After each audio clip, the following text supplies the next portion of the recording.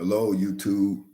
Yeah, I just want to talk a little bit to you about the relationships, about marriage and relationships, what to do, what not to do, the do and the don'ts. So let's get to it. I gave you a foundation about how I'm qualified to talk about this because I've been dealing with it ever since I was 15. I had my first child at 15. I went over it and talked a little bit about my baby moms, not here on YouTube, but on my Instagram, it's on my Facebook. But let me give you a quick rundown over that so we can we can be together on one accord. First thing, that my first baby mom, we both were 15. That it was a long distance relationship. She was the first girl to break my heart. Actually, it was the girl before that broke my heart.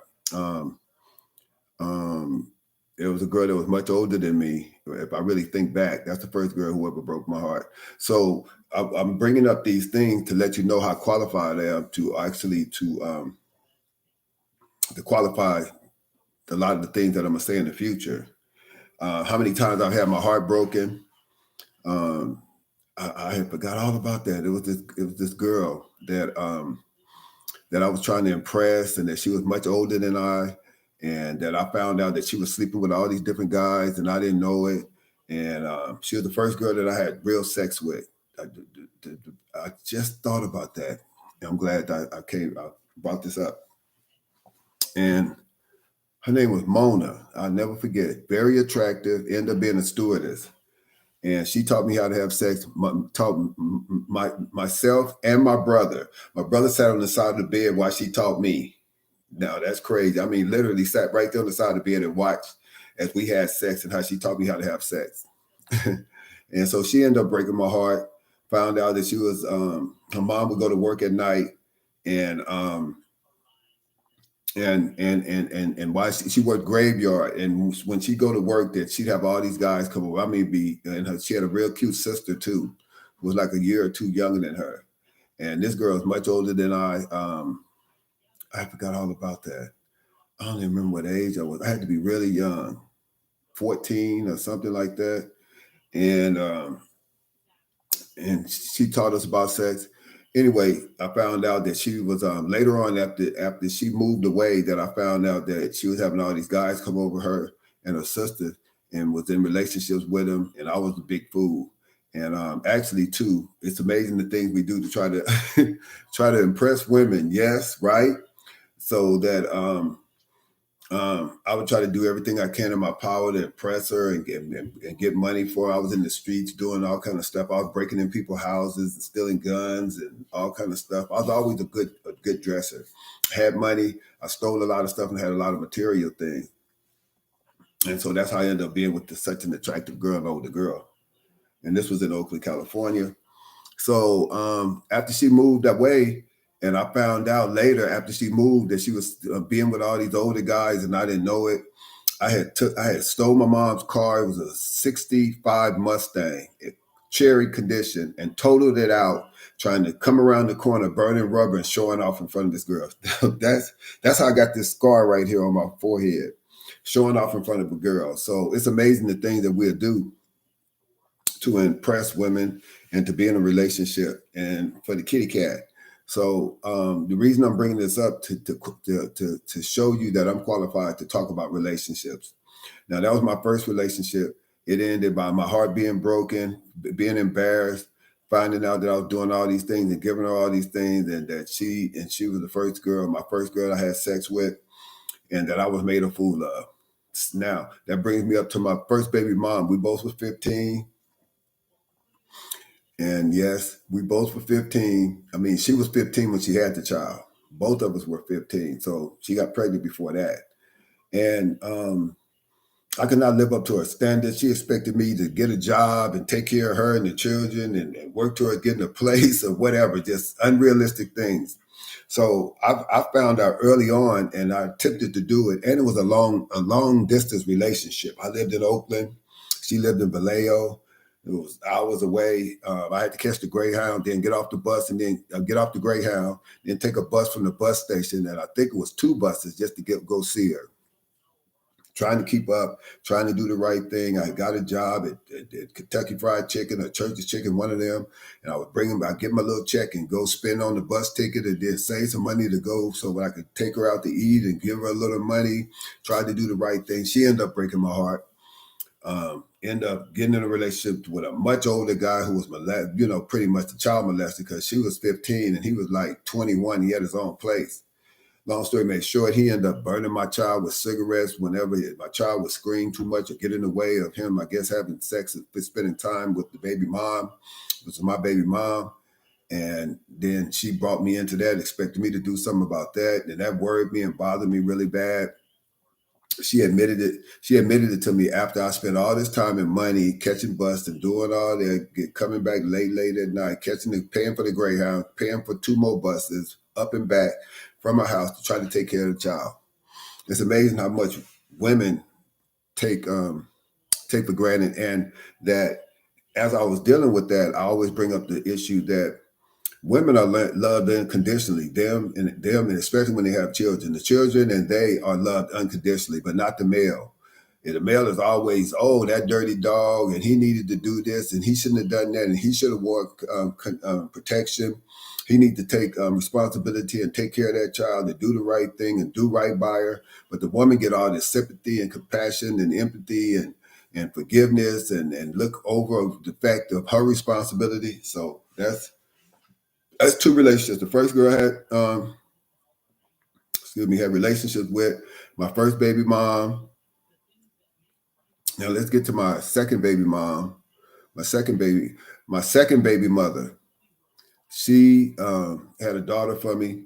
I asked her to name my child Junior. And I asked the first baby mama to name my child Junior. No, she chose not to name Junior. Gonna say that she didn't want that because every time she say his name, it would remind me of her. And in case we not together, and then plus it would make her more lonely when I wasn't around. Every time she'd have to call his name. So she refused to name him Junior.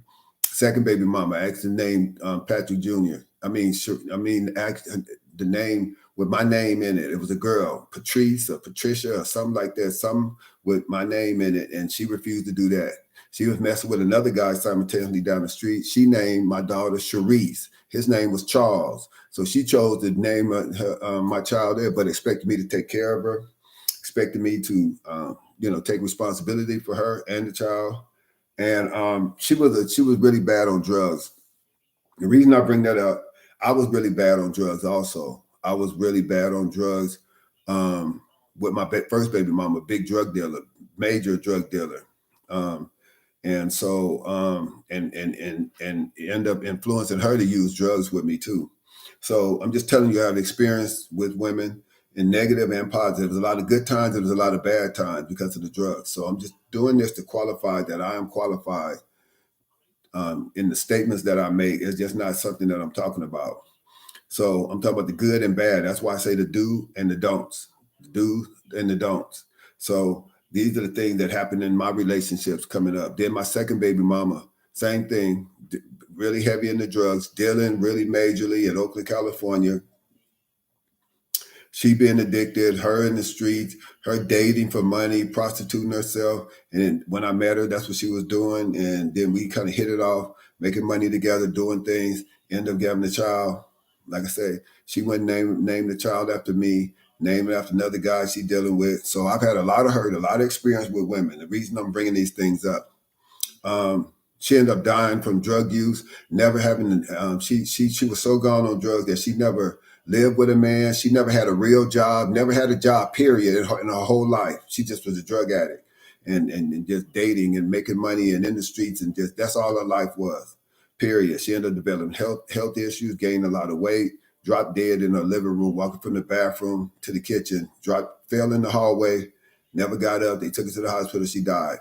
Drug use, drug abuse, drinking Old English every day, smoking cigarettes, smoking weed, smoking crack on the crack pipe, myself included. I did too with my first baby mom. Smoked crack on the crack pipe. Smoked crack on the crack pipe with my second baby mama, third baby mama. She has child for me. Same thing. She was already on crack, really bad. I was on crack, dealing crack, but I was always dealing crack and using crack, not just on crack. So I end up dealing to them a lot of times and giving them it free. But anyway, I have a lot of experience with relationships, with the do's and don'ts, with drugs, with alcohol, with being promiscuous, not being faithful to them not being faithful to me. And so, like I said, she ended up dropping dead. So 3 of my baby moms are alive. First baby mama, I told you. The second baby mama, I told you. Now so that was the first baby mama, second baby mama, and then my wife. So it's 6 kids by 3 different women. My bad, because there's Rosalind, Rose, and boy, I'm getting old, and my ex-wife. So 6 kids by 3 different women. My bad. So now then I meet my wife. I was drug dealing when I met my wife. She knew about it. She knew about my drug addiction and my drug history, and it was a lot of good times. We ended up having 3 children together, married for 35 years. 35 years, lived in 3 different states. 3 different states, in California, in Houston, Texas, and here. And that ended 7 months ago. So now I'm divorced. I'm single.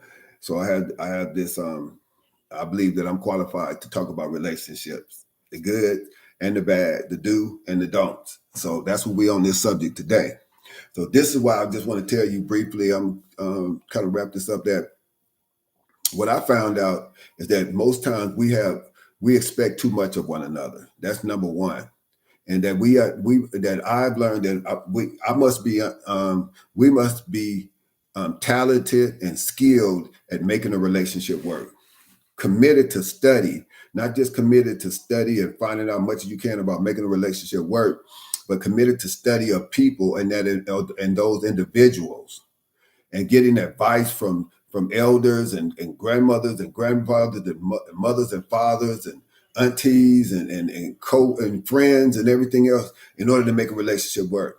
Because most times we expect too much of one another. So with that said, that it takes a lot of give and we got to give a little and give a little. I mean, expect a little, take some, get some, and give. And understand that you can't have it all. That's what I had to learn. That's what I learned out of my marriage, out of these relationships that I've had, these kids, by these baby moms, these relationships that I've had. And so what I can tell you from all of that is that I had to learn that my expectations was too high. Most times we expect too much of one another. And the most important fact is you can't have it all. I mean, in your next relationship, you can't have it all in your present relationship. I just want to remind you, right? Yes, you found this out. You cannot have it all in your present relationship. When you get a certain amount of things, you see in this measurement, oh, I'm getting all this right now, but then later down the line, stuff drop off. Well, I'm not getting this. I'm getting most of it, but I'm not getting all of it. Same thing for you. She said they're going through the same thing. Yeah, you can't have it all. That's a summary of making relationships work. When you figure that out and you come to the conclusion and realization that you cannot have it all, she can't have it all and you can't have it all. And that goes from 15 to 90. First, start there. Understand that it's going to take skill and talent to make a relationship work. And understand, too, that most times we expecting too much of one another. And you're going to get out of it what you put into it, right? You're going to get out of it what you put into it. You can't have it all. When you face that realization, that fact, that truth, that you cannot have it all, no matter what, no matter how good you look, no matter how much money you got, no matter what your age is. I found that out through all my relationships, through my baby mamas, through my marriage of 35 years, that I want to share with you today and comfort you today. And understand that you're not going through it alone. When I get off here, I'm going and I'm living alone. I'm going to get into bed. alone. I'm living in the same house that I lived with my wife for many years. I'm sleeping in the same bed. So I just want to let you know, that's why I'm on here. This is why I'm on here on YouTube, to encourage the people that are sleeping alone, those who had their heart broken, and I was disappointed, and that the experience, and share with you the distancing I'm feeling in my relationship as the time go by. It hurts.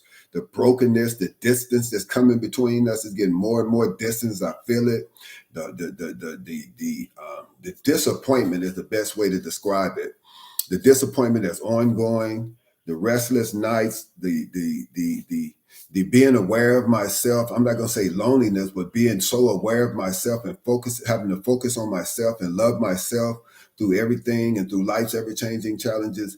This is what I'm learning to deal with, because I don't really want to look at it no more as loneliness, but being focused and looking at myself and dealing and working on myself is the best way to describe it. An opportunity to better myself, an opportunity to improve, the opportunity to be more enlightened, the opportunity to reflect on the truth about what really happened, and take my part of my responsibility in it. Most women refuse to take responsibility for anything negative that had went on in the relationship. I admit it was things that I've done in that relationship, my drug use, my infidelity at times. I mean, back in other states, not here. Well, here too. But being honest with myself, first of all, take an assessment of what I done to make that relationship not work. But one thing I have found, and this is the truth, and this goes from when I was 15 all the way to 59, women never admit their part. I've never had a woman that, not only my baby mamas, but relationships that I've been in, that the women would take responsibility and be accountable and say, this is what I've done. This is what I've done in the relationship that made things worse, that helped bring that relationship to an end. Not a one. Yes, right? Think about it. How many women have you met and known that was honest in the relationship and say, hey, when the relationship ended, this was my fault. I admit I did this. I could have done more of this. I could have done less of that. Right? Yes. I'm going to stop there. I'm going to see if I can post this one.